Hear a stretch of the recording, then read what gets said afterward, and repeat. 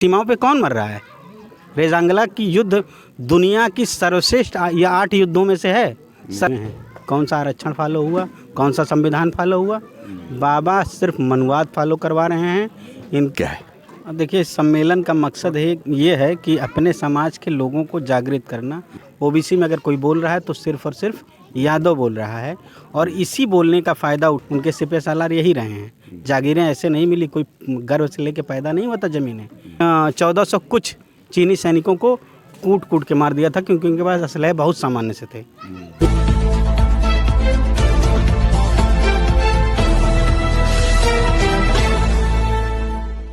दोस्तों नमस्कार, भारत दैनिक दर्शन से विक्रम सिंह। यहाँ पे एक कार्यक्रम चल रहा था। ये यादव सम्मेलन है। काफ़ी दूर से लोग आए हुए हैं। देखिए हमारे बीच में उमेश जी हैं, जो समाजवादी पार्टी के कर्मठ कार्यकर्ता हैं, और हमारे साथ जो जुड़ रहे हैं ये हैं यादव सेना के राष्ट्रीय अध्यक्ष शिव कुमार यादव जी, और समाजवादी पार्टी के त्रिवेदीगंज के विधानसभा अध्यक्ष। और ये एक और चेहरा है मेरे साथ, इनको तो बताने की ज़रूरत नहीं, शायद दर्शक भी सारे बार बार सामने आ रहे हैं। अभी किसी ने यहाँ भीष्म पितामह की भी उपाधि दी थी आपको। और ये तो देखिए, अब ये लोग कहते हैं कि जैसे मैं सुन रहा हूँ, बार बार सुन रहा हूँ, चर्चाओं में सुन रहा हूँ, कहीं बैठता हूँ तब भी सुनता हूँ, अगर इस तरह के सम्मेलन होते हैं तो यादवों के ऊपर कहीं ना कहीं जातिवाद का जो लगता है ब्लेम। और हमारे साथ एक पंडित जी हैं। देखिए सबसे पहले तो मैं इन्हीं से पूछ लूँगा, क्या नाम है सर आपका? राम यज्ञ मिश्रा उर्फ नगरहा लोग कहते हैं जी।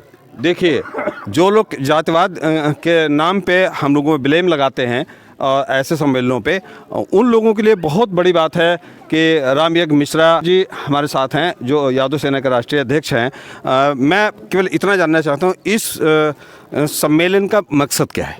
देखिए, सम्मेलन का मकसद है ये है कि अपने समाज के लोगों को जागृत करना और दुनिया भर के पाखंडों से मुक्त करना, क्योंकि लोग उसी में घुसे हैं। उनको अपने हक अधिकार का पता नहीं है, ना उसके बारे में सोचते हैं, ना लड़ना चाहते हैं, ना एकजुट होना चाहते हैं। जातियों के अंदर जातियों में बटे हुए हैं। बस मुख्य उद्देश्य यही है कि उनको कैसे एक मंच पे लाया जाए या एक बैनर के नीचे लाया जाए और उनको जागृत किया जाए, ताकि वो लोग सही दिशा और दशा में काम कर सकें।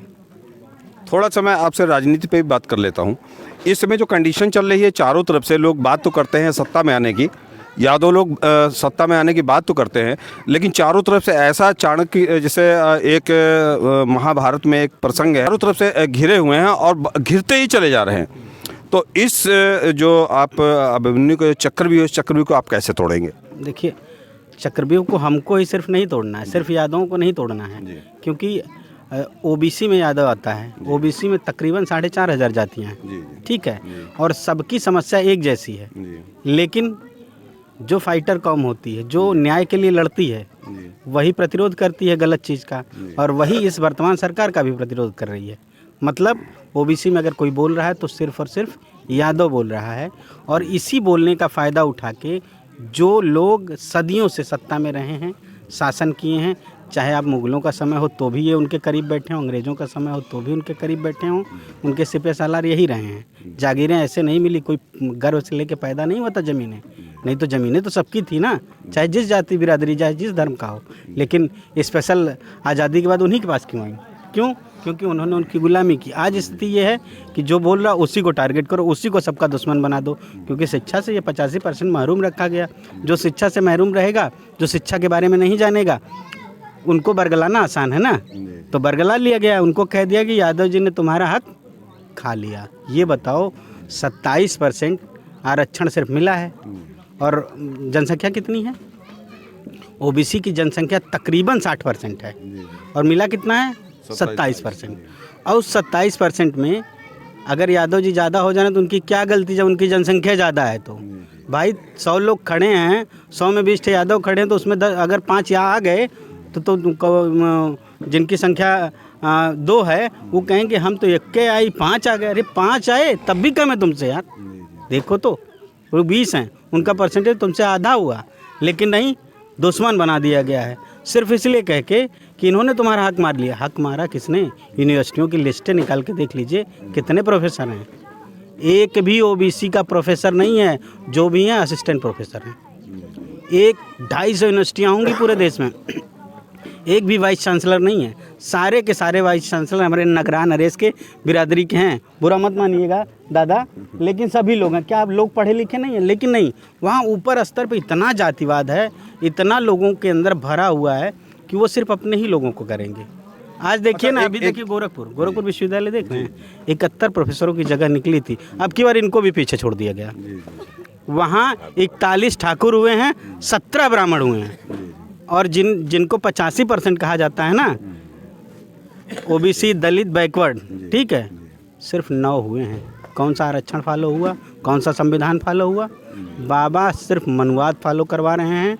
इनको अपने और अपने बिरादरी के लोगों की चिंता, ये संतवंत नहीं है, विशुद्ध जातिवादी व्यक्ति है जो गद्दी पे बैठा है और सबके अधिकार लूट के अपने लोगों को दे रहा है।